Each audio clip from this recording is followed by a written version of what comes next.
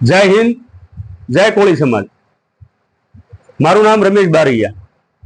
આજનો આ વિડીયો બનાવવાનું મારું એક જ કારણ કે એક વાહિયાત છોકરી અને એક લુખ્ખા તત્વ દ્વારા કોળી સમાજનો જ્ઞાતિ વિષયક શબ્દનો પ્રયોગ કરી અને જે એમના વિડિયા ફરતા કર્યા છે, જે એની સસ્તી પ્રસિદ્ધિ મેળવવા માટે જે એ લોકો વિડિયા ફેરવી રહ્યા છે, એના વિશે મારે આજે થોડીક પ્રતિક્રિયા આપવી છે અને એને એક જવાબ આપવો છે કે ભાઈ તમે સનાતન ધર્મ વિશે અને આશ્રમ વિશે કેટલી માહિતી ધરાવો છો?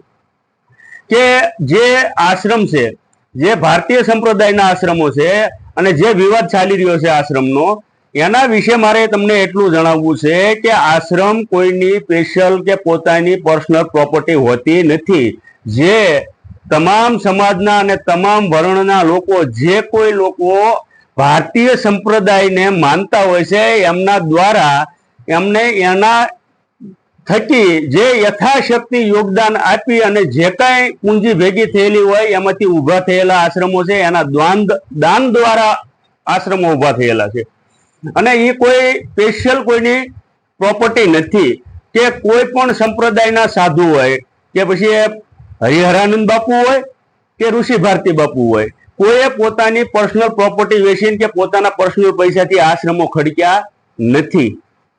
ને રહી વાત સનાતન ધર્મની અને આશ્રમ વિશેની માહિતી, તો સનાતન ધર્મ અને આશ્રમ વિશે હું તમને જણાવું છું કે હાલમાં જુનાગઢ અખાડાની જે પ્રશંસનીય કામગીરી ચાલી રહી છે અને જુનાગઢ અખાડાની અંદર કોઈ પણ જાતિ જ્ઞાતિનો ઉલ્લેખ કે કોઈ ભેદભાવ રાખવામાં આવતો નથી। ખરેખર સનાતન ધર્મને શોભે એવું કાર્ય અત્યારે હાલમાં જુનાગઢ અખાડાઓ દ્વારા ચાલી રહ્યું છે।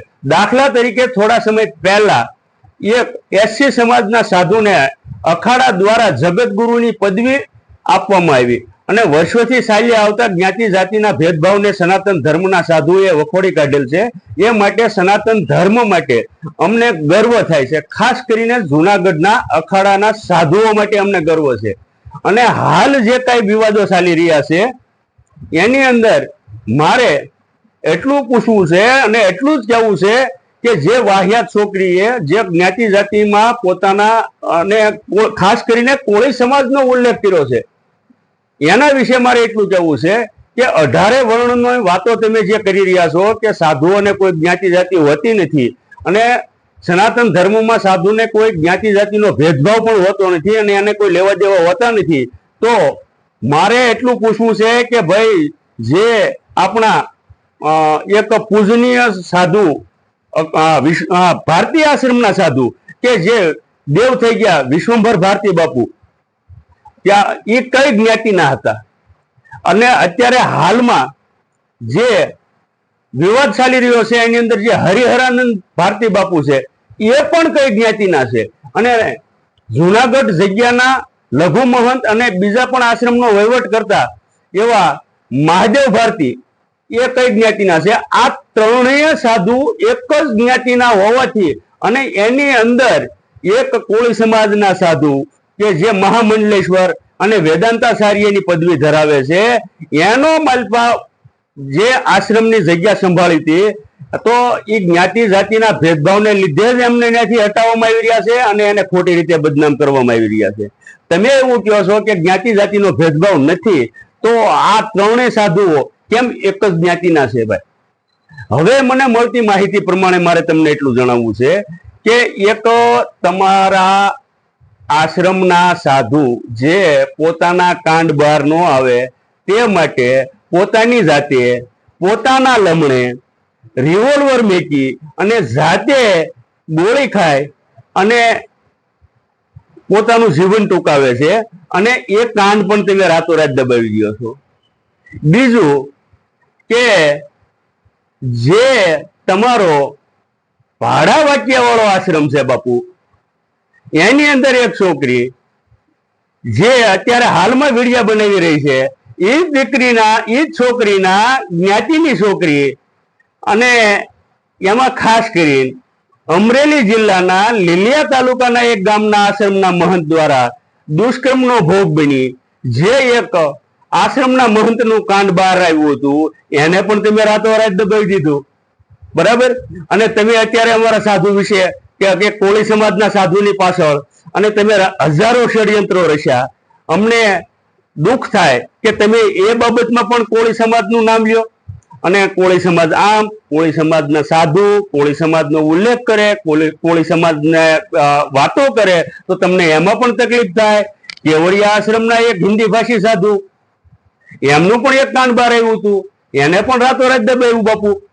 અને એક માહિતી મને મળતી માહિતી પ્રમાણે હજુ એક તમને કાંડ કહી દઉં તો એક મામાદેવના ભુવા જે તમારા સંસ્થાના સાધુ છે એમનું પણ પ્રકરણ બહાર આવ્યું હતું, એ પણ રાતોરાત દબાવી દેવામાં આવ્યું.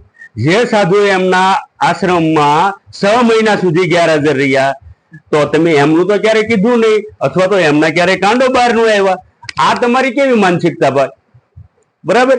બીજું રહી વાત કે તમે જે કઈ કહો છો કે કેવડિયા આશ્રમની જગ્યા કે કેવડિયા આશ્રમ કે જે કાંઈ હોય તે તમારું, બરોબર. અમારે આશ્રમ મારે કાંઈ લેવા દેવા નથી.